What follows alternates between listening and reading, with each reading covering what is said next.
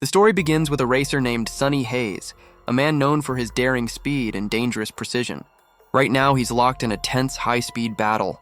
One of his rivals just overtook him, forcing Sonny to push harder. Without touching the brakes, he accelerates through every curve, each corner bringing gasps from his pit crew. But this is who Sonny is, reckless, fearless, and unstoppable. With perfect control, he retakes the lead and crosses the finish line first. As the crowd erupts, Sonny removes his helmet and walks away. He doesn't stay for celebrations, doesn't touch trophies, and doesn't care for applause. For him, racing has never been about fame, it's about money.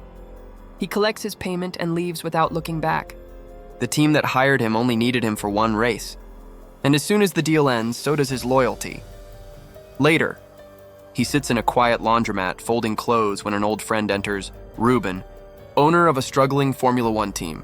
His team is buried under $300 million in losses and sits dead last in the standings. Unless they win one of the 9 remaining races this season, the board will sell the entire operation. Desperate, Ruben asks Sonny to join them. Sonny doesn't even look up. "I'm done," he says flatly. But Ruben won't give up.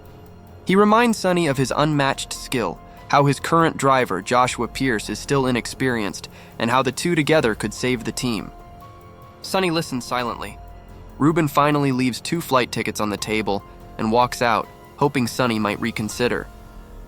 The scene shifts to the racetrack where Joshua practices lap after lap. His focus is sharp, but his confidence isn't. After the run, the crew checks every detail of the car. Kate, the technical director, asks for his feedback, yet he offers little insight. Despite his talent, Joshua can't explain what the car needs. A few moments later, his manager pulls him aside. "If this team sells, your career's done," he warns. "You need to prove you belong here before it's too late." Joshua nods, though frustration clouds his face. Just then, a shadow falls across the garage. Sonny Hayes steps inside, holding his helmet. Ruben smiles for the first time in weeks, but everyone else freezes in disbelief. Ruben proudly announces, "Sonny's here for a trial run." The team principal frowns, unconvinced. Sonny doesn't argue. "Give me Joshua's lap time," he says coolly. "If I'm 1 second slower, I'll walk away myself." Before the test, he studies every inch of the car, its weight, tires, and balance. Then he straps in, revs the engine, and rockets down the track. The crew watches in silence. Halfway through the lap, the car spins out, tires screaming. He regains control and pushes harder, but on the final corner, he slams into the barrier. Everyone rushes forward, but Sonny climbs out calmly. Without hesitation, he begins listing technical flaws: downforce imbalance, unstable rear suspension, faulty differential. When the data appears, everyone stares. Despite the crash, Sonny's lap time is half a second faster than Joshua's record. Word spreads quickly. Sonny Hayes is back. Meanwhile, Joshua vents to his mother. "If this team doesn't win soon, I'm finished," he says bitterly. And now they've brought in some old guy to ruin everything. Across social media and news outlets, the headlines explode. "The return of Sonny Hayes," they read. 30 years ago, he was a legend before a horrific crash ended his career. He attempted a comeback 10 years later but failed miserably, eventually driving taxis in New York. Now he's back with a team that's never placed inside the top 10. The racing world can't decide if it's redemption or madness. Soon after, a press conference is held. Cameras flash from every direction. Reporters pack the room as Ruben introduces both drivers. Joshua adjusts his tie, pretending to smile. Sonny stands beside him, arms crossed, silent as ever. The questions begin. "Mr. Hayes, is it true you used to gamble professionally?" one journalist asks. "How do you respond to rumors about your 3 failed marriages?" Another presses, "Why return now after 3 decades away?" Sonny stays composed, answering only briefly, giving them nothing more than what's needed. Joshua, on the other hand, leans toward the mic with a smirk. His tone drips with sarcasm. "Our team's giving opportunities to old men now," he says, and the room bursts into uneasy laughter. "Our team is now giving opportunities to old men." Joshua's sarcastic words echo through the press hall. Cameras flash, laughter ripples uncomfortably across the room. Reporters quickly turn their attention to Sonny Hayes, eager for a reaction. "Mr. Hayes," one journalist calls out, "you once lived as a gambler, didn't you?" Another chimes in, "And you've been married 3 times. None of them lasted." "Any regrets?" Sonny doesn't flinch. He answers calmly, short and polite, offering nothing personal. After years in the spotlight, he knows how to protect himself. The first race of the season finally arrives. Sonny reaches the circuit early, walking the pit lane long before Joshua appears. Mechanics whisper as he inspects his car alone. He's focused, silent, and detached. Meanwhile, at home, Joshua's mother tells him firmly, "You owe that man an apology." Reluctantly, Joshua walks to Sonny before the race. "Sorry for what I said," he mutters, eyes down. Sonny doesn't respond, just nods once. Both Ruben and Sonny can feel the weight of this moment. The team's entire future rides on it. Before the lights go green, Ruben introduces Sonny to an investor named Peter Banning, one of the few board members who truly wants to see the team succeed. "He's the reason we're still racing," Ruben whispers. Peter shakes Sonny's hand. "Good luck out there." The board is watching. The race begins. Inside the car, surrounded by the deafening roar of engines, Sonny questions himself. "What am I doing here again?" As the formation lap begins, every driver rolls out to warm their tires. Every driver except Sonny. His car stays still. The commentators immediately pick it up. "Looks like Hayes doesn't understand the procedure," one jokes. 30 years away might be showing. Then, without warning, Sonny hits the throttle and blasts forward, joining the back of the grid just in time. It was all a trick. His tires are hotter than anyone else's, grippier, faster. When the lights go out, Sonny launches perfectly. He slices through the midfield, overtaking one car after another. Spectators gasp as he dives past a Red Bull on turn 5. For a brief moment, it looks like a miracle comeback. But once everyone else's tires reach temperature, the field evens out. One by one, they reclaim their places. Sonny settles back into rhythm, still fighting fiercely. Joshua's race isn't smooth either. He pits for fresh tires, a 7-second stop. When Sonny comes in, his takes even longer, 9 seconds. The delay puts both drivers close together on track. Joshua radios in, voice tense. "Tell him to let me through." The response comes back, "Maintain position." But Sonny refuses anyway. "I'm not moving aside," he growls. The two teammates start battling each other, wheel to wheel. Ruben shouts from the pit wall, "You're on the same team!" But it's too late. Their cars collide. Metal scrapes, smoke erupts, and both spin out of the race. The garage falls silent. Joshua storms back in, furious. "This team's a joke," he yells. But Sonny walks up to him calmly. "Mistakes happen," he says quietly. "This time it was yours." Then to the team principal, "Never order me to give up my position again." Later, Joshua tries to confront Sonny again, but cameras are everywhere. The rookie forces a fake smile for the media. Sonny leans close and mutters, "What have you done to earn that smile? None of them respect us out there." Afterward, Sonny cools off in an ice bath. Ruben enters, still fuming. "You wrecked both cars. Bringing you back was a mistake." Sonny meets his glare without emotion. "Tell me about Kate," he says suddenly, referring to the team's technical director, the first woman to hold that role in Formula One. Ruben folds his arms. "She's not someone who falls for your tricks." Minutes later, Sonny goes to find her himself. "How'd you make it this far?" he asks bluntly. Kate crosses her arms. "Ruben already warned me about you." Sonny doesn't waste time. "We can't win on the straights. Our only chance is in the corners. The car needs a complete redesign." Kate stares him down. "Finish a race first," she replies sharply. "Then I'll listen." Sonny made his move with surgical precision. He nudged his car's front wing into another, scattering debris across the track. "Safety car deployed," echoed through his radio. The field slowed instantly. Sonny slipped into the pits, replaced the wing, and rejoined at the back. Moments later, he repeated the act. Another bump, another safety car. The crowd groaned, commentators whispered, but this time, the chaos worked in their favor. "Tell Joshua to keep pushing," Sonny radioed. "Tell him to save his tires." Joshua, holding 10th place, obeyed. Then Sonny went one step further. He slammed into the track banners, deliberately triggering a third safety car.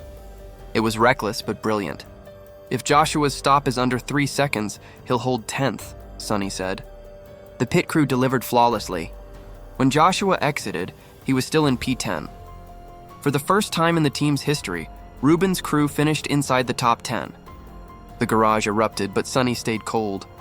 "Don't get too excited about finishing 10th, he muttered. Afterward, he reminded Kate of their deal.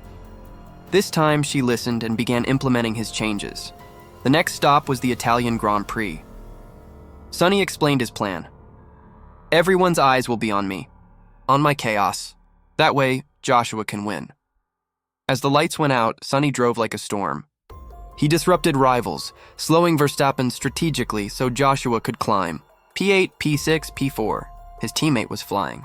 Then rain began to pour, turning the track slick. Most drivers switched to wets, but Joshua stayed out. Against all odds, he climbed to P2. Sonny rejoined ahead of Verstappen, blocking him just enough to buy Joshua time. Wait for the straight, Sonny warned. Be patient, Joshua ignored him. He lunged too soon, lost control, and crashed violently. Flames burst from his car. Sonny stopped immediately, ran through smoke, and pulled Joshua free. Paramedics surrounded them as the grandstands fell silent. At the hospital, Joshua's mother confronted him, eyes blazing. You pushed my son too far. He could have died. Sonny tried to explain, but she turned away. Never again. When Sonny faced the press, they pounced. Did your recklessness cause the crash? Were you chasing glory? He stayed silent. Headlines painted him as the villain. Joshua, confined to recovery, watched from home as the team pressed on. Kate pushed forward with upgrades. Sonny motivated the mechanics, naming it Plan C, Combat Mode. Results followed. 9th place, then 7th, then 5th. Joshua returned 3 races later, healed but resentful. At the circuit, fans cheered for Sonny. Envy burned inside him. He vowed to reclaim attention. When the race began, Joshua drove aggressively, chasing Sonny like an enemy. His impatience boiled over. He clipped Sonny's rear tire, sending both cars spinning out. The pit wall fell silent. Ruben's headset hit the ground. The crew stared in disbelief. In the paddock, Sonny stormed toward Joshua. His composure shattered. Don't ever pull that again, he shouted. If you want to wreck your career, fine, but don't betray Ruben and don't betray this team. The words hit harder than the crash. Joshua said nothing. Around them, cameras flashed, capturing the rift that threatened to destroy everything they'd built. From the control room, Kate watched quietly. For the first time, she realized the team didn't need more speed. It needed unity. But with tempers flaring and pride in the way, that was the one thing they didn't have. Kate had watched the feud between Sonny and Joshua reach its breaking point. Determined to restore order, she invited both men to Las Vegas. Each received the same gold-trimmed envelope, her personal summons. When they arrived, she didn't waste time. If you two don't pull off a miracle, she said, we'll all be out on the streets. Then she slid a deck of cards across the table. Let's settle it here. Winner becomes our #1 driver. The poker game began under low lights and higher tension. Between shuffles, Kate pushed them to talk. What's really wrong between you two? Sonny leaned back. Joshua, you've got talent, but you let noise control you. Drop the phone, forget social media, and just drive. Joshua said nothing, eyes fixed on the chips. He finally played his hand and won. Looks like I'm #1, he said, smirking as he left for a sponsor's party. After he disappeared, Sonny grinned at Kate. How about a celebration between the runner-up and the referee? Kate crossed her arms. I don't mix with teammates, especially losers. Sonny turned over his hidden cards. Then it's fine. I actually won. She laughed despite herself, shaking her head. That night, Sonny woke from a nightmare, the sound of metal and screaming tires. He stepped onto the balcony for air. Kate joined him, silent at first. When I was young, Sonny said quietly, I was lightning fast. Everyone said I'd be champion. Then one crash changed everything. I lost my love for racing, but when I drive just for a moment, time slows. My heart calms. Everything's clear. That's the feeling I'm chasing again. Kate listened, seeing both pain and hunger behind his calm eyes. The door opened. Ruben appeared, tense. Kate, we've got a problem. He looked at Sonny. F1 directors got a tip. Our car modifications break the rules. Someone leaked our data, Kate frowned. That's impossible. Everything was approved. Ruben slammed a folder on the table. They've grounded the new design. We're racing the old cars tomorrow. Someone inside betrayed us. The next day, everything was stacked against them. Sonny didn't even have his lucky playing cards, his ritual before every start. Frustrated, he ignored radio instructions and pushed far beyond safe limits. The car snapped sideways and slammed into the barrier. At the hospital, Ruben sat by his bed. "Why do we even play this sport?" he whispered. He opened a file. "You shouldn't be alive, Sonny. These medical reports, fractured neck, brain trauma, they're from 30 years ago. You were never cleared to race." Sonny said nothing. The silence was answer enough. Ruben stood, voice heavy. "As of today, you're no longer part of this team." Outside, Joshua overheard everything. He clenched his fists and went back to the circuit, practicing long after dark. Later, investor Peter Banning visited Sonny's room, carrying charm and calculation. "You've done more for that team in months than Ruben did in years," he said. "Since you joined, buyers are lining up. Let's build something new. I'll fund it. You'll be team principal. Ruben can keep some honorary title." Sonny narrowed his eyes. "Why me?" Peter smiled thinly. "Because I trust winners, and I created the opening myself." He lowered his voice. "Those fake documents that tanked Ruben? The leak, that was me. Needed the board to lose faith so I could take control." Sonny's expression hardened. Peter straightened his cufflinks. "We'll finalize the deal after the next race. Think about it. Together, we'll own the future." As the door closed, Sonny lay staring at the ceiling. Outside, engines roared in distant practice. The road to the final race had already begun. Before the finale, Joshua finally told his mother the truth. The crash had been his fault. Sonny had warned him to wait, but he hadn't listened. "He tried to save me," Joshua admitted quietly. His mother said nothing, just nodded. The guilt weighed heavier than any broken bone. He fired his manager, calling the media noise meaningless. "No more drama. I just want to race." The next morning, he led his crew on a jog through the paddock, a ritual he'd copied from Sonny. For once, focus replaced arrogance. Meanwhile, Peter Banning prepared to close his takeover. Ruben felt the team slipping away. Then the garage door opened, and Sonny Hayes walked in. He carried a single document. "This releases you from liability," he told Ruben. "If anything happens, it's on me." Ruben waved it off. "Forget that paper." But Sonny wouldn't. "Even if it kills me," he said, "I'm racing." Moments later came breaking news. The FIA had cleared their modified cars. The supposed evidence was fake. Peter's plan collapsed, engines fired. The final race began. Sonny's return electrified the stands. He pushed hard from the start, feeling each vibration through the wheel. Mid-race, a jolt hit his neck, pain from old injuries, but he stayed focused. His job was clear: block the leaders so Joshua could take the front. Lap after lap, the strategy worked. Without pitting once, Joshua climbed to P1, but soon Verstappen and Leclerc caught him, forcing a tire change that cost precious time. Sonny slowed a Ferrari leaving the pits, creating space. Joshua and Sonny now ran P3 and P4.